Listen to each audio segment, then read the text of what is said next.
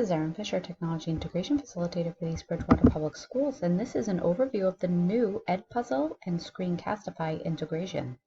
So Screencastify is a wonderful Chrome extension to have that allows you to take video, whether you want to screencast or take a webcam video.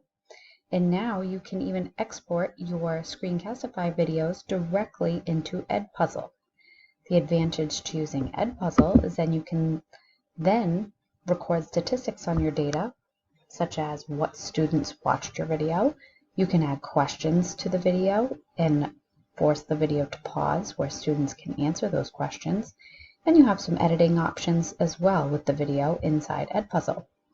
So if you notice, if I go to my recordings here and I go find one of my videos that I already have, I can turn on these sharing options to EdPuzzle. So if I click this video here, I might click this more, or I will click this more options.